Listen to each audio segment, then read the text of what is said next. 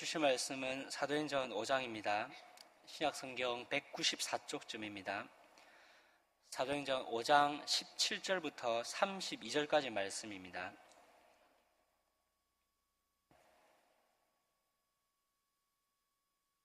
사도행전 5장 17절부터 32절까지 말씀입니다. 저부터 한 절씩 교독하시고 마지막 절을 함께 읽겠습니다. 대제사장과 그와 함께 있는 사람, 즉 사두개인의 당파가 다 마음에 시기가 가득하여 일어나서 주의 사자가 밤에 옥문을 열고 끌어내어 이르되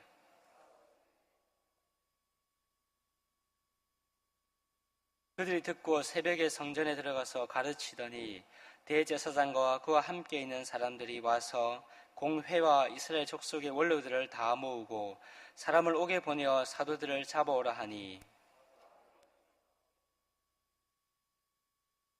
이르되 우리가 보니 옥은 든든하게 잠기고 지키는 사람들이 문에 서 있으되 문을 열고 본즉 그 안에는 한 사람도 없더이다 하니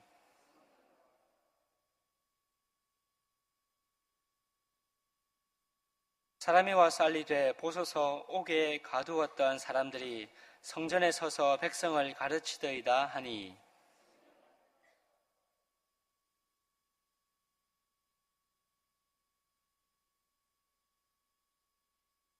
그들을 끌어다가 공회 앞에 세우니 대제사장이 물어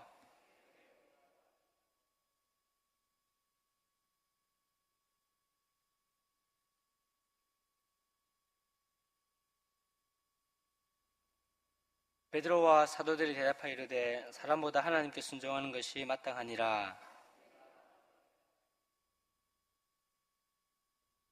이스라엘에게 회개함과 죄 사함을 주시려고 그를 오른손으로 높이사 임금과 구주로 삼으셨느니라.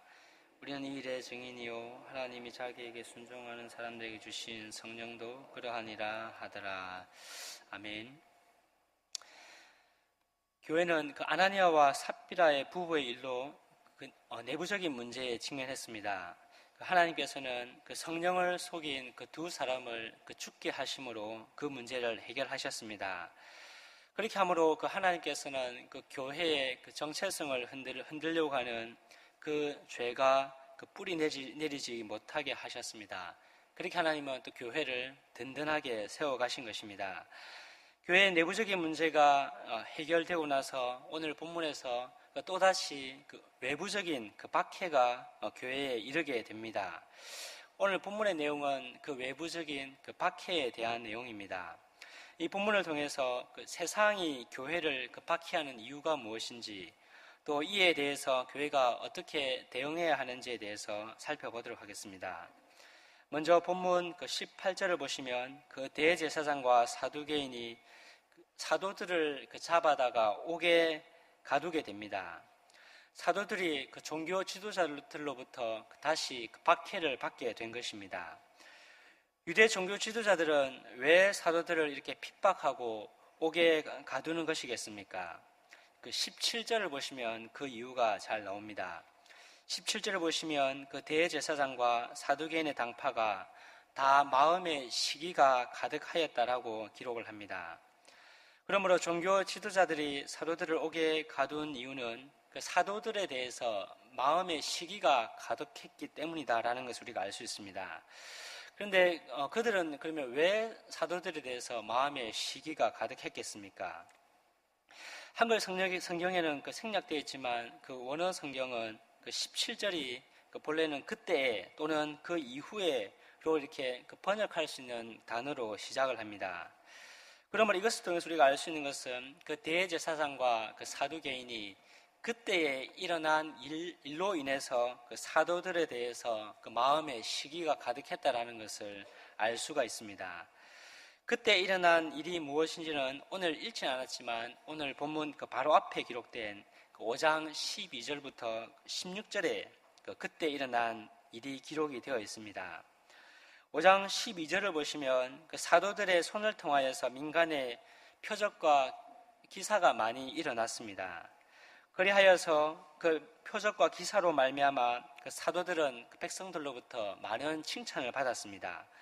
그리고 남녀의 큰 무리가 그 주께로 나아오게 되었습니다. 대제사장과 사두개인 당파는 바로 이 일로 인해서 그 사도들에 대해서 마음에 큰 시기를 가지게 된 것입니다. 그 종교 지도자들은 자기들이 가지고 있었던 그 종교적 그 기득권이 사도들로부터 위협을 받게 되자 그 사도들에 대해서 미움과 시기하는 마음이 생긴 것입니다. 이 시기심 때문에 그 사도들을 핍박하고 그 잡아서 옥에 가두게 된 것입니다. 이처럼 종교 지도자들이 사도들을 잡아 옥에 가둔 그 1차적인 이유는 그 사도들의 그 가르침 때문이 아님을 우리가 알 수 있습니다. 그들의 가르침이 잘못되었기 때문에, 이것이 진리에 어긋나기 때문에 그들을 핍박하고 옥에 가둔 것이 아닙니다. 그들을 잡아서 핍박하고 옥에 가둔 이유는 단지 그 지적인 문제가 아님을 우리가 알 수 있습니다. 그것은 바로 그 마음의 문제, 그 마음에 가득한 시기심의 문제였다는 것을 우리가 알 수가 있습니다. 그런데 오늘날 그 세상이 기독교 신앙과 진리를 거부하는 근본적인 이유도 동일합니다.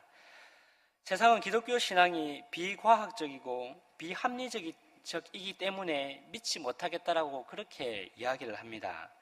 세상이 기독교 신앙을 거부하는 이유가, 우리는 그 말을 들으면 그 지적인 문제인 것처럼 우리도 그렇게 생각할 수가 있습니다. 하지만 세상이 기독교 신앙을 거부하는 근본적인 이유는 기독교 신앙이 비과학적이고 비합리적이기 때문이 아닙니다. 그 지적인 문제가 그들로 하여금 기독교 신앙을 거부하게 하는 1차적인 이유가 아닙니다. 그들이 기독교 신앙을 반대하는 근본적인 이유는 그 마음의 문제입니다. 세상은 자기의 그 정욕을 따라서 살고 싶어 합니다.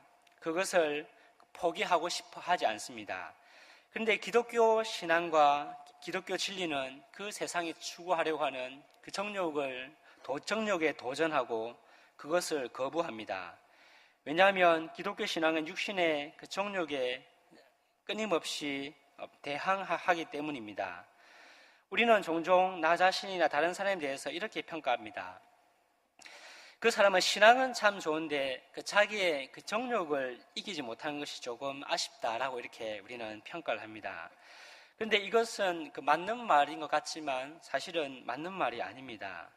왜냐하면 신앙은 반드시 구체적인 삶으로 그렇게 드러나기 때문입니다. 구체적인 육신의 정욕의 문제를 다루는 것으로 신앙이 드러나기 때문입니다. 신앙은 참 좋은데 육신의 그 정욕을 이기지 못하고 그 죄를 즐긴다면, 사실은 그것은 신앙은 좋은데 삶이 뒤따라주지 않는 것이 아니고 신앙이 좋지 못한 것입니다. 기독교 신앙은 늘 우리 안에 있는 죄와 그 육신의 그 정욕에 도전하고 그 정욕을 다룹니다. 그러므로 우리의 신앙이 자란다라는 것은 그 정욕을 거부하고 그것을 죽이며 거기에서 조금씩 멀어지는 삶을 사는 것을 의미합니다. 하지만 세상은 이 정욕을 다루고 제어하는 것이 아니라 오히려 그것을 자극하고 부풀리라고 이렇게 이야기를 합니다. 심리학에서는 마음에 품고 있는 그 분노를 참지 말고 폭발시키라고 이렇게 이야기를 합니다. 그래야 그 분노를 해결할 수 있다라고 이야기를 합니다. 하지만 그 분노를 자극시키고 폭발시키면 분노가 사라지는 것이 아니고 더 큰 분노가 생긴다라는 것을 우리는 경험적으로 잘 알고 있습니다. 분노는 그렇게 자극하고 폭발시킨다라고 해서 해결되지 않습니다. 그렇다고 그것을 무작정 덮어 놓으라고 하는 것도 아닙니다. 우리의 그 분노와 같은 그 부정적인 마음을 폭발시키는 것이 아니라 차근차근 우리 스스로 진술해 나가야 하는 것입니다. 그래서 그런 부정적인 마음들이 왜 생겨났는지, 그 뿌리가 어디에 있는지를 우리는 찾아서 그 근원적인 문제를 우리는 다룸으로 그 문제를 해결할 수가 있습니다. 어쨌든 세상은 육신의 정욕과 그 부정적인 감정들을 자극하고 발산할 것을 요구합니다. 하지만 기독교 신앙은 반대입니다. 그것을 발산하고 자극하는 것이 아니라 그것을 죽이고 그것을 다루어 나갈 것을 말씀을 합니다. 우리 안에 있는 그 정욕들에 대해서 기독교 신앙은 끊임없이 도전하고 다루려고 합니다. 그러므로 세상은 기독교 신앙이 단지 비과학적이고 비합리적이기 때문이 아니라 자기들이 추구하고 싶은 발산하고 싶은 누리고 싶은 그 쾌락과 그 정욕에 대해서 도전하고 그것을 다루려고 하기 때문에 근본적으로 기독교 신앙을 반대하고 거부하는 것입니다. 부패한 본성에 따라서 즐기고 싶고 그것을 누리고 싶은데 기독교 신앙은 끊임없이 그것을 지적하고 폭로하고 도전하고 그것을 죽이라라고 이야기를 하기 때문에 세상은 기독교 신앙을 그렇게 기뻐하며 받아들일 수가 없는 것입니다. 이처럼 교회는 진리로 세상의 정욕과 죄를 지적하고 폭로하기 때문에 세상으로부터 거부당하고 조롱을 당하는 것입니다.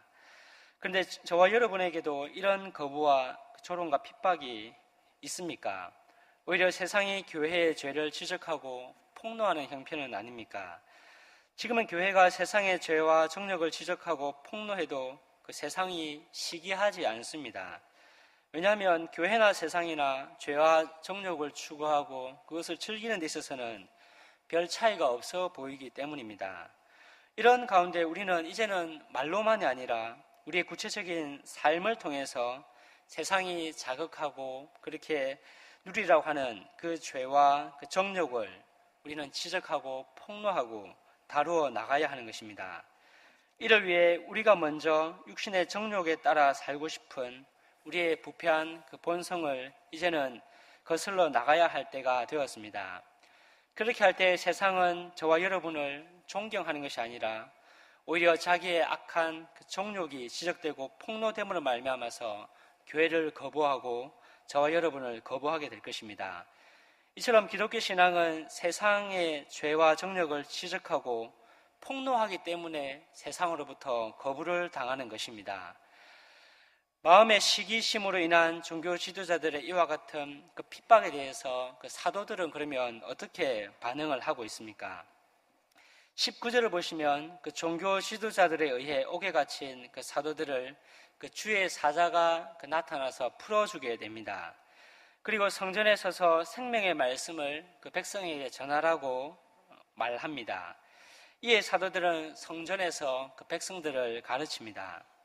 이 사실을 뒤늦게 한 종교 지도자들은 그 사도들을 성전에서 백성들을 가르치던 그 사도들을 다시 잡습니다. 그리고 그 사도들을 끌어다가 공회에 세웁니다.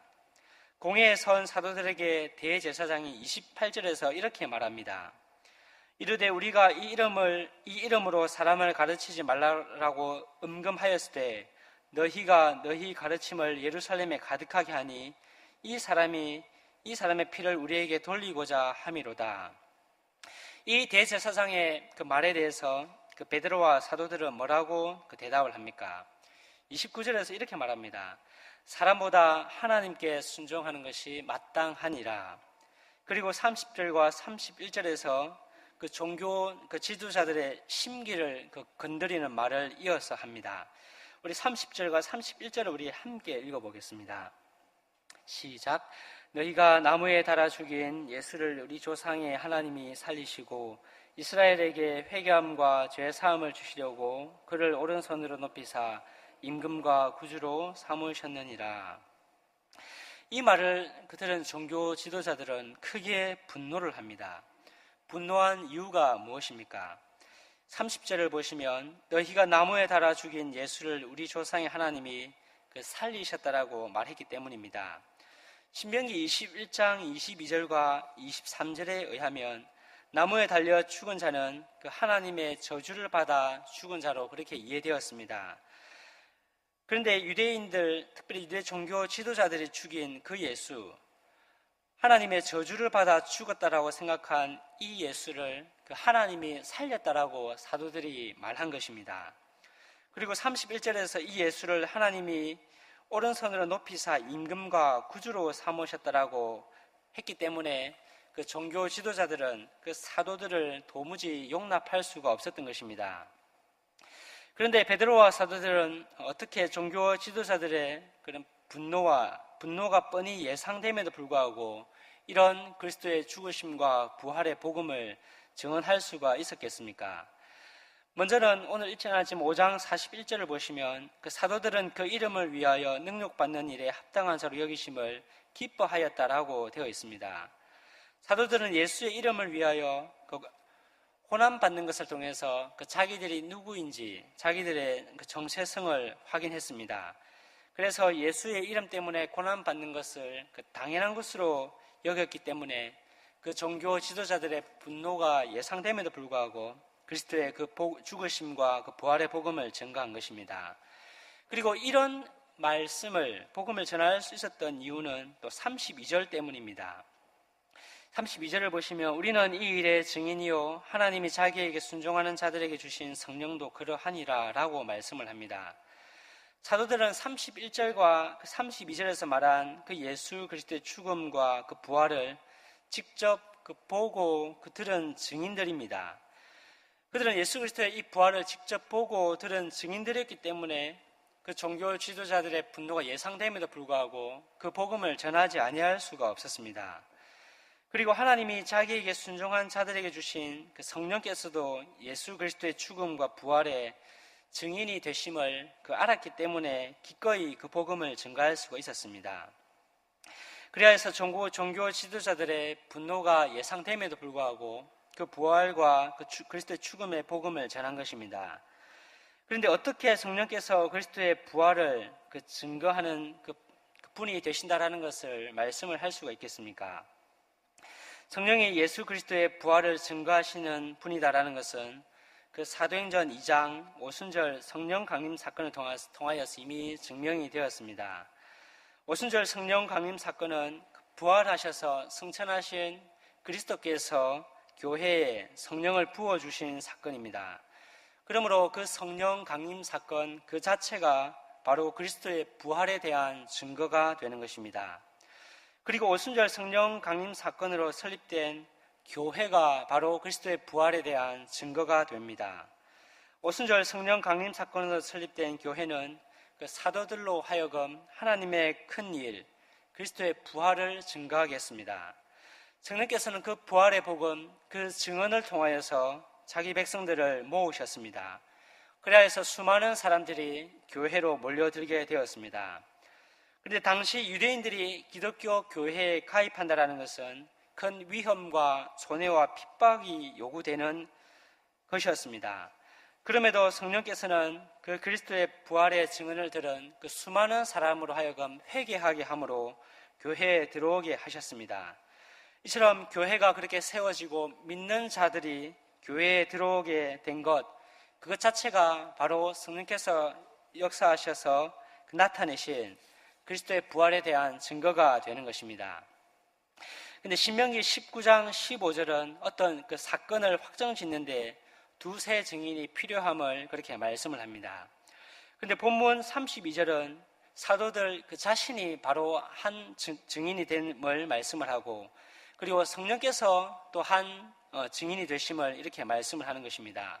그러므로 이 두 증거를 통해서 예수 그리스도의 부활이 너무나 분명하고 확실하다라는 것을 오늘 32절이 그렇게 말씀을 하는 것입니다. 이 부활이 이렇게 분명하고 확실한데 사도들은 이 부활의 복음을 증언하지 않을 수가 없었던 것입니다. 그런 대제사장들로부터 핍박과 그 고난이 예상됨에도 불구하고 이 부활이 너무나 분명함을 그렇게 증언하고 있기 때문에 말하지 아니할 수가 없었던 것입니다. 여러분, 세상은 자신들의 정욕에 도전하는 기독교 신앙과 복음을 환영하지 않습니다. 그래서 그 부활의 복음을 따르는 자를 거부하고 조롱하고 핍박합니다. 그럼에도 저와 여러분이 그 부활의 복음을 증언하고 그 부활의 복음을 따라 육신의 그 정욕을 죽이며 살아갈 수 있는 것은 그 그리스도의 부활이 너무나 분명하고 확실하기 때문입니다. 이 강단을 통하여서 그 사도들의 그 가르침에 근거한 그 복음이 설교됩니다. 그리고 교회가 망하지 않고 그 증언에 따라서 유지되고 있는 것을 통해서 우리는 그리스도의 부활이 지금도 여전히 분명함을 확인하게 되는 것입니다. 그 부활의 그 확실성 때문에 우리는 그 부활의 복음을 따라 살아갈 수 있게 되는 것입니다. 그 삶, 세상은 육신의 그 정욕을 부추기며 그것을 즐기고 추구하라고 하지만 그 부활의 복음에 따라서 그것을 오히려 죽이고 거부하는 그 삶은 세상이 볼 때 어리석어 보일 수 있습니다. 세상은 끊임없이 그 육신의 정욕을 따라서 그 쾌락을 추구하고 탐심을 부추깁니다.